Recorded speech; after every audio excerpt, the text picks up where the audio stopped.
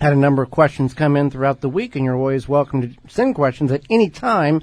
Question from Mary. Love your emails. She signs up for a weekly email each Tuesday morning. Is it too late in the season to transplant daylilies? I've got several I'd like to maneuver around. And you want to do this in the early spring or early fall, or middle spring, early fall. They tolerate moderate, during transplanting, they tolerate more moderate soil temperature to help them become established more quickly. So, next question, Pat would like to know, is it a good time right now to plant spinach?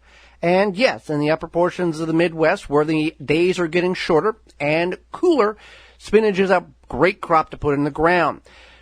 Spinach is a cool weather crop that we typically, and many of you, and if not all of you, have grown it in the spring. The challenge in which we face in the spring planting is the days are getting longer and warmer, and those are two strikes against spinach. Spinach likes short days, cool nights, and cool temperatures so it doesn't go to bolt or put seed pod on, which is that excessive center growth that eventually turns into a flower and the leaves get bitter. So by putting it in the fall, that's great. It takes about 45 days to get full mature spinach. You can harvest baby spinach much earlier than that. You can also do other crops such as radishes is a good one, or leaf lettuce. You can get a crop in for fall with that. So yeah, put it in the ground. You'll be very happy you did. Roxanne writes in, has a question about her Hopi gray squash. She did send images, so it was easier for us to identify. Her question is, she just harvests them. Frost is coming, so she harvests them early. The stems are part green, part brown. Greenish when I cut them. The squash, is it edible? I'm trying to decide if I should keep it or throw it away. I'm assuming it will not store very well or very long because the stems are not brown. Well, Roxanne, do not throw your squash away.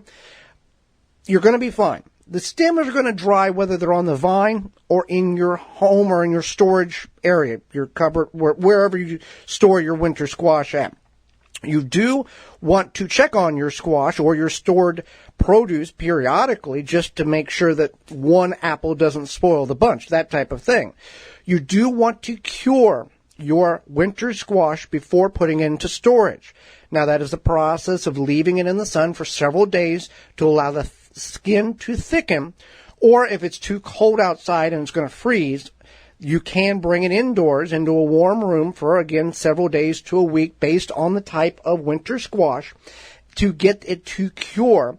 And that is going to allow the longevity of that particular item to be much longer than it would if you just brought it in and put it in the storage pantry or wherever. So do not throw it out just because the stem is green. You may have thought that, but it's simply not true. You're going to have nice winter squash stored all winter long in most instances based on the variety. For more information, please visit thewisconsinvegetablegardener.com.